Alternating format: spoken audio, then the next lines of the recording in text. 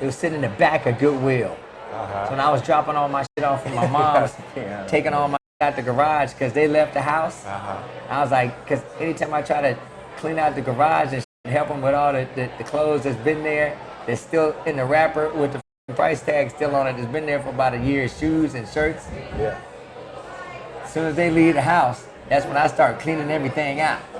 Or else they'll stop me, right? So I got as much as I could, and I went down to Goodwill out there in Woodland Hills, and I'm taking all down there, dropping all off, and I look over and I see this big ass upright piano that the truck had just dropped off.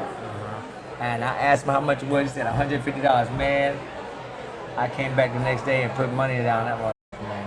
Yeah. So I got this big giant piano in my kitchen. Get down. Congratulations, brother. I mean, it's like a big ass piece of furniture.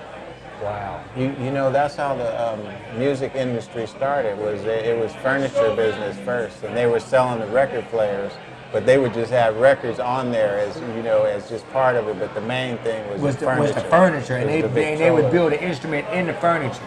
Yeah. Like the turntable in the furniture. Like hold up. Wait. What's the name of it again? What's cool? What's really good? What's really good? I'm gonna tell you that's what's really good.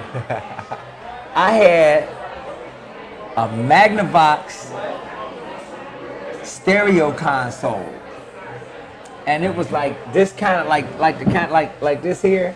It was kind of like this kind of style, kind of like brownish. But it was a big brown Magnavox console, just like big, man, like from like here, no, probably like from the middle of the door to over here, right? And it was a big piece of furniture. But inside the furniture was a turntable, an AM and FM radio, and a reel-to-reel. What? Yeah, and so I would just sit in front of that and listen to that, listen to all my mom and dad's 45s on that all the time. Wow. That's when I was soaking in all the music. Yeah, it was the 45s for me too. My dad used to play the 45s over and over again. That's how I really absorbed the music and soaked it in, like you said. And then later on, it just be coming out. Yeah. Coming out. James Brown. Played a lot of Sly Stone.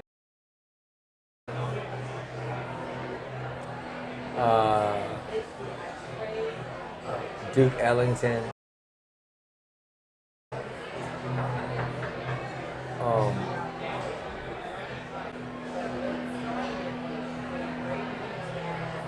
Screaming Jay Hawkins. Goddamn, man, what's this dude's name? He was a jazz player. He sang Southport, West Virginia. Louis Jordan. Louis Jordan, right. Yeah. Almost thought you said Louis Farrakhan, yeah. Louis Jordan. Caledonia. So I used to listen to all that when I was growing up. That makes sense. And then Richard Pryor, Flip Wilson. There's a lot of that shit going on around the house.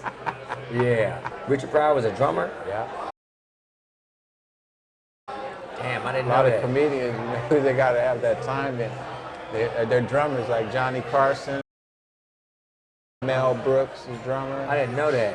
Yeah. Harpo Marx. Yeah. That motherfucker was one of the baddest harp players. Yeah.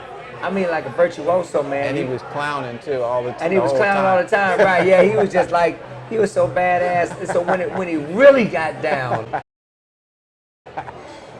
you were just like jaw drop and stuck. When he really did a performance where they had the spotlight on him, and they gave him what, like, I don't know, 5-6 minutes to do his whole concerto or whatever it was on the harp. Yeah. Bad as hell. So yeah, when I think about how bad the musicians were back then, you know, and it seemed like their first function was to act, like they're acting. Yeah. And then when they start playing an instrument, you're like, oh shit, when did they learn how to do that? Right, yeah.